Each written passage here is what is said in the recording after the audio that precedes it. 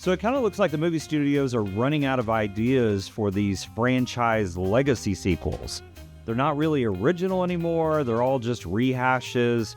The ironic thing, though, is that the first thing that you see on screen in this movie is an original film's production. Original.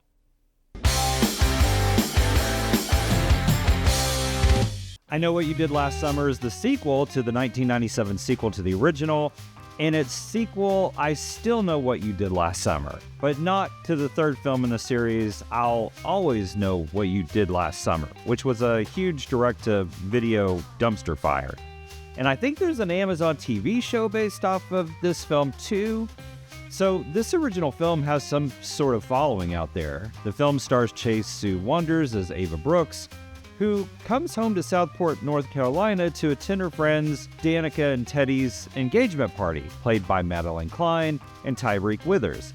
It just happens to be on the 4th of July again, just like in the original, so after the party they drive up to Reaper's Curb to watch the fireworks. While there, they accidentally or irresponsibly cause an accident where someone loses control of their truck and drives off Reaper's Curb and crashes down to the bottom. Then ultimately, of course, decide never to talk about the incident and they go their separate ways. 1 year later, they all reunite for another bridal shower for Danica due to Teddy leaving her before the wedding. And as she's opening all the gifts, she comes across a card that says, of course, I Know What You Did Last Summer. As they try to discover who sent the card and who's the new fisherman killer in Southport, they search for help from the only two who can help them, Julie James and Ray Bronson, again played by Jennifer Love Hewitt and Freddie Prinze Jr. So obviously this film starts off like a remake of the original, and honestly, I don't know why they just didn't remake this film. Why did they make it a legacy sequel? The cast is an almost exact copy of the original cast. You have Danica, the Sarah Michelle Gellar character, who is also the town's queen during this festival and 4th of July celebration. Her boyfriend Teddy, the Ryan Philippe character. Ava is essentially Julie James, and Milo is almost exactly like Freddie Prinze Jr.'s character in the original. They also throw in Stevie Ward, who is almost like the original movie character Max, played by Johnny Gaelic in a weird way, but includes her in the story more. She's an awkward kind of geeky girl who works for Ray at his restaurant, and there's also a podcaster named Tyler that they throw in just for exposition. She meets Ava on the plane and coincidentally is doing a podcast on the original murders in '97 and wants to tag along to show her the murder sites and history of what happened. She's literally written as an exposition dump character to explain the events in '97, and in the next few scenes, she's gone. If you've seen the originals, you know that the fisherman killer is Ben Willis, and in the second film, it's Ben Willis, again, and his son. In the third really bad dumpster fire of a film, again, Ben Willis. And if you didn't know this piece of info already, I'm sorry, you had almost 30 years to watch these films, so...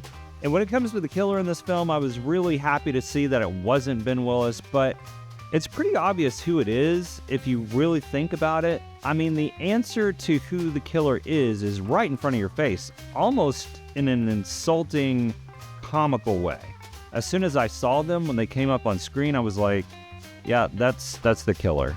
And they hold a lot of information from you about the person killed in the car wreck and how everything comes together, but the way they introduce all the characters, you don't need all that info to figure out who the killer is. I did enjoy all the references to the original film in this movie, Ray's Billy Blue sign in his bar, the Croaker Queen float, and so many others, and some very unexpected cameos in the film.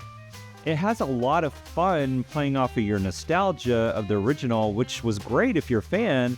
I saw the original film in theaters, and I liked it okay. I didn't love it, and I had to go back this past week and watch it and the sequels again to remember what actually happened. It wasn't as memorable as Scream was, and of course this is trying to do the same thing that Scream did with its legacy sequel that I think was executed a lot better than this thing. There's one scene that I honestly don't know why it's even in there. It's a dream that Danica has, and it has a cameo appearance of someone from the first film, and even though I thought it was cool to see this person again, it really didn't add anything to the story. It was just obviously there for fan service, which also makes me wonder who this film was actually for. It caters a lot to the original fans who watched this film in '97, so these people, like me, are 30 years older. But then you have all these new 20-year-olds playing these almost exact parts for a new generation. Maybe they were trying to market to both Gen X and millennials and maybe some Gen Z. The crowd in the theater was either in their 40s and 50s or in their teens. Honestly, the theater had more teens with 50-year-olds scattered throughout. It was really strange to see and kind of disturbing in a way. The film has some of the most awkward writing that I've heard spoken in a film in a while. Danica says the weirdest stuff, like when Milo doesn't understand what Danica's talking about, she says, "Are you an egg, Milo?" What does that mean?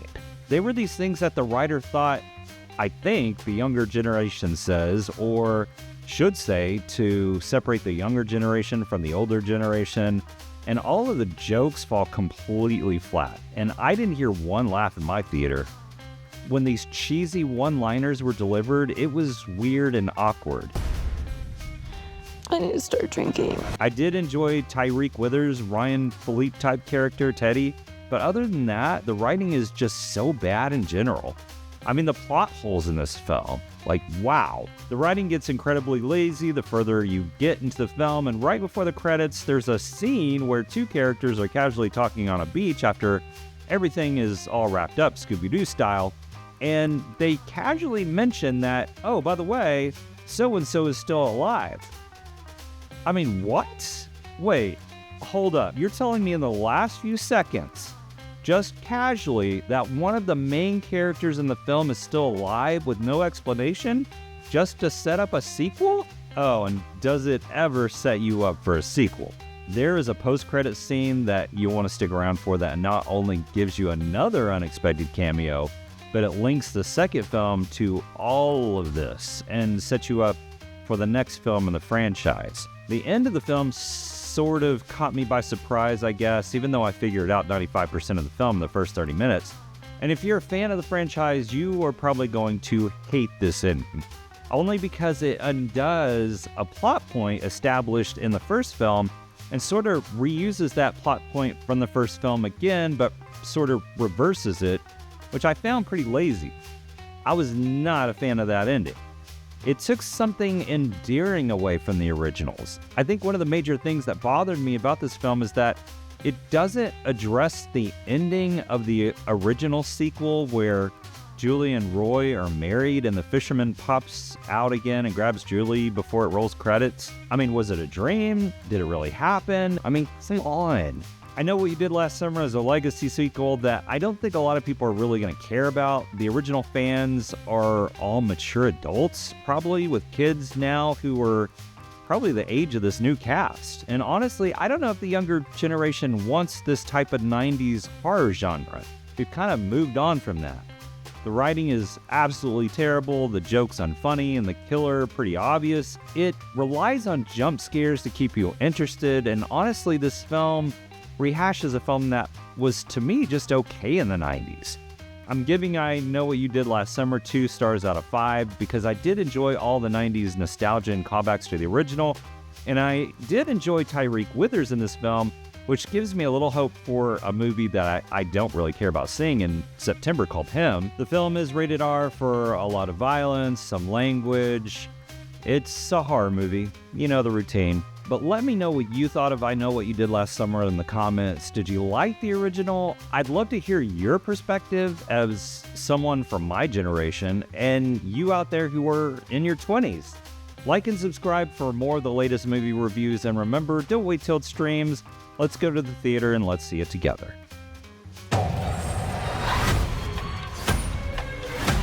We are not gonna die today.